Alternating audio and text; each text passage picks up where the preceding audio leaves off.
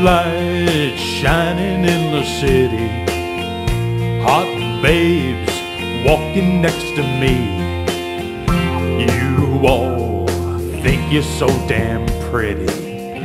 Don't scream, soon you all will see a secret garden of dirty little whores who think they're better than me. On October 12, 2002, avant-garde filmmaker and TV game show host Veronique Zapruder set out to solve the riddle, wrapped inside the conundrum, contained within the enigma, and embedded deep in the mystery that is reclusive musical sensation Elvis Downey Jr. On October 16th, she vanished, seemingly into thin air.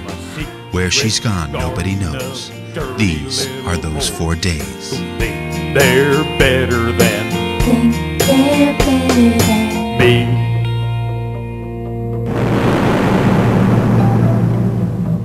You know, someone once said that all the world's a stage and each must play a part.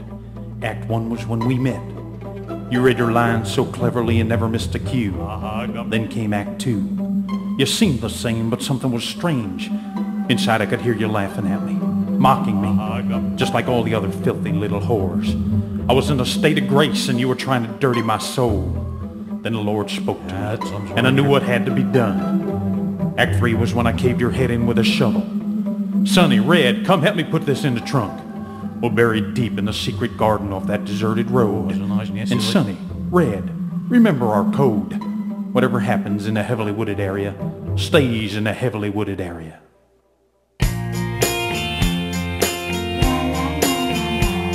No questions about his crawl spaces, and nothing about large purchases of lime, nothing about digging, no questions about missing Girl Scouts or that strange smell in his crawl space, no questions about pouring concrete at 3 a.m. or about missing Boy Scouts, no questions about what's in his trunk, nothing about what's happened to the retarded paper boy, and nothing about dead hookers named Ophelia who've been missing for 6.5 months.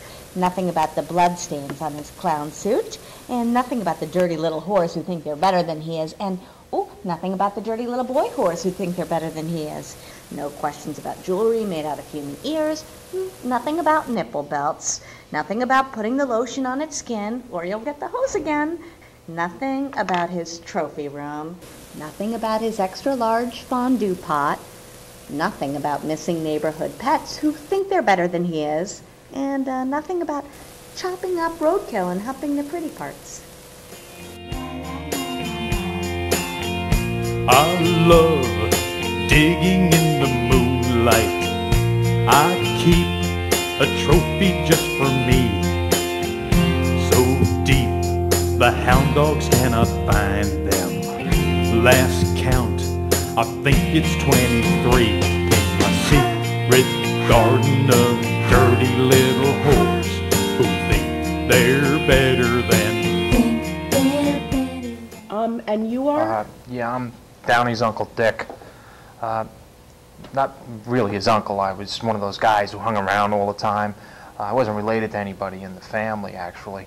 But I was around a lot when the boys were young. Then when his parents would go out, and I would take Downey's younger brother into the bathroom with me, and 5-10 minutes later the kid would come out and Elvis would ask him, what was all that shouting about? And his brother would tell him, I can't tell you, or Santa will die. Do you think JFK Jr. was allowed to leave the classroom when they talked about the Kennedy assassination? You know, I mean, maybe she could start it that, excuse me, John, go wait in the hall for a little while. Did you know all the royalties to the Three Stooges go to Curly Joe's granddaughter? His fucking granddaughter. Curly Joe. The guy wasn't even a stooge. And he was talking about how the Cessna plane that JFK Jr. was flying could have been flying upside down. He wouldn't know it under the conditions with the fog and everything. And I'm saying to myself, how could you be flying upside down and not know it? What do? Turn to your wife and go, hey, your hair's sticking up. You know? You would know if you were flying upside down. And then when I got out, I was on medication, I realized nobody really was there to tell me what to do and what not to do. Not like Bing Crosby, who had people to tell him what to do and not to do. And yet, he still did a version of Hey Jude. I mean, somebody should have stopped him. Man, this is travesty of justice. Somebody should look into this cause and take it up and go with it. Find out where the hell the money is going. These other people deserve this. This guy's done freaking maybe 10 freaking Stooge films. He's making all the royalties from everything they've ever fucking did. Ba ba ba ba ba ba ba ba ba ba ba ba. Somebody should have told the guy. Stinks. Yeah, this is all very fascinating, but we're here to talk to Elvis. Why didn't you say so? Jerk.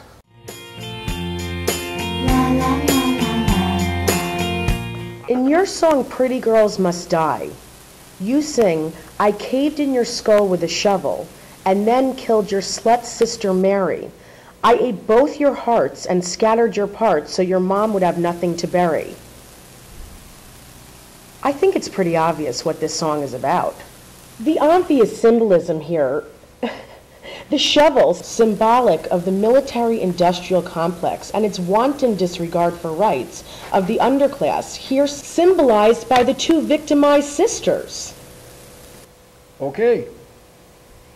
Little whores who think they're better than.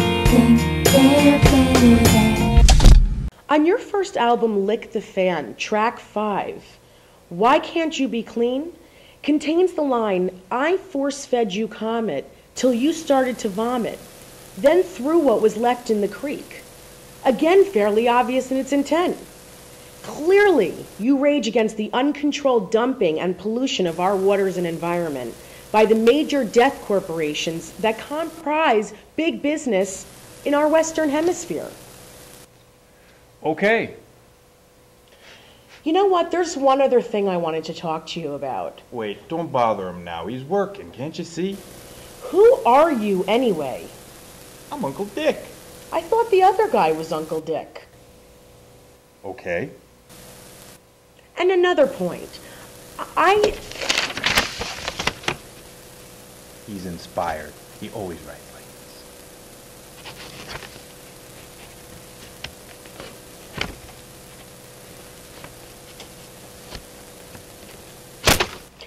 Can I see what you've created, please?